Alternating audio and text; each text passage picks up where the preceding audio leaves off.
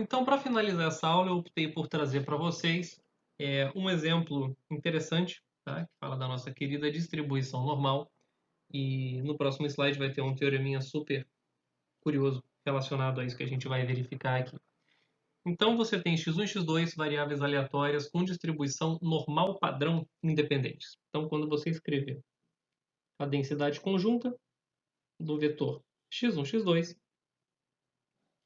basta que você multiplique densidade de duas normais padrão. Então, isso vai dar 1 sobre 2π é elevado a menos meio de x1 quadrado mais x2 quadrado para x1 e x2 pertencente a todo o conjunto de números reais.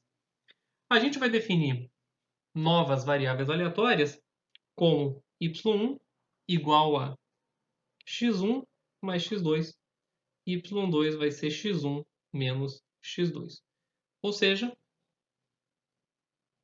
a minha função g1 é dada pelo seguinte: y1 igual a g1 de x igual a x1 mais x2, y2 igual a g2 de x igual a x1 menos x2.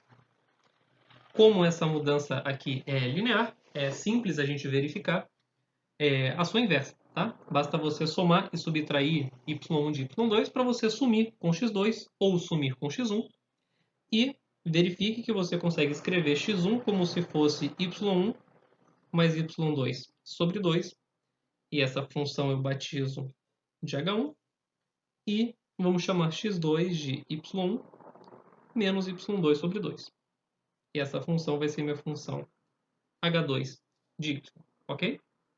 Bom, como x1 e x2 podem assumir quaisquer valores reais, quando você soma x1 com x2, isso também pode assumir qualquer valor real, e x1 menos x2 também pode assumir qualquer valor real. Ou seja, S é igual ao R2 inteiro e T também é o R2 inteiro.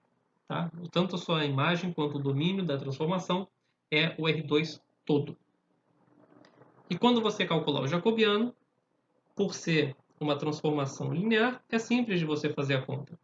Derivada de x1 em y é meio, x1 em y2 é meio, x2 em y1 é meio, x2 em y2 é menos meio, e esse determinante aqui vai dar menos meio, ok? E, portanto, quando você for calcular quem que é a densidade do seu vetor aleatório y, você vai ter o seguinte: isso vai dar 1 sobre 2π é elevado a menos meio, que multiplica quem?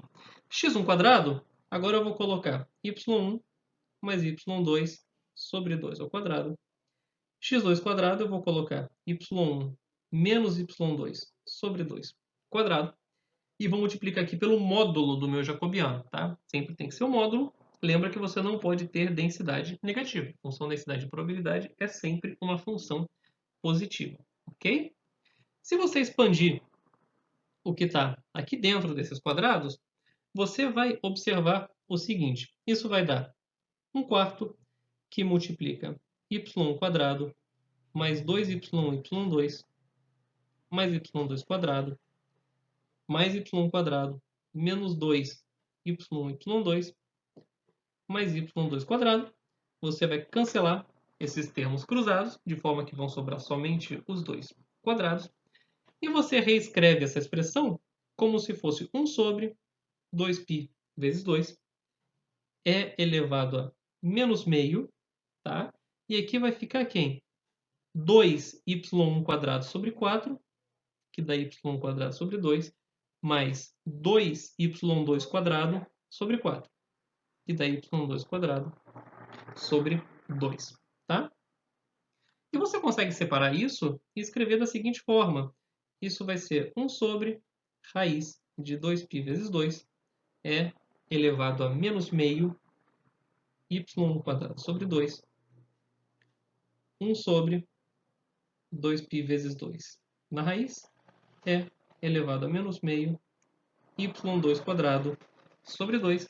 Lembrando que tanto y quanto y2 também podem assumir quaisquer valores reais. Ou seja, o que você descobriu? y1 e y2 são duas variáveis aleatórias independentes, tá? E você identifica isso como se fosse uma normal de média zero e variância 2, tá? Por isso que eu deixei esse 2 multiplicando aqui e não juntei ele com o 2π para virar um 4π. Eu queria que ele ficasse com essa cara de sigma ao quadrado aqui e aqui no denominador também ficasse com essa cara de sigma ao quadrado, tá? Então, o que a gente descobriu?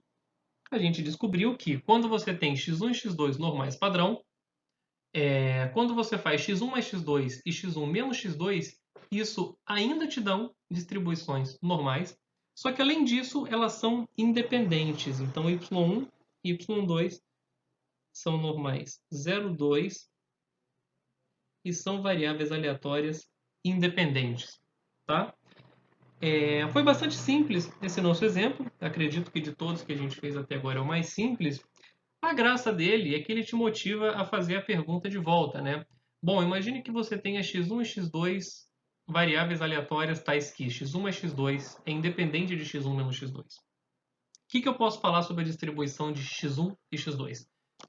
Como está indicado nesse teorema, a gente não vai provar ele aqui, mas é possível a gente provar que nesse caso x1 e x2 são distribuições normais, tá?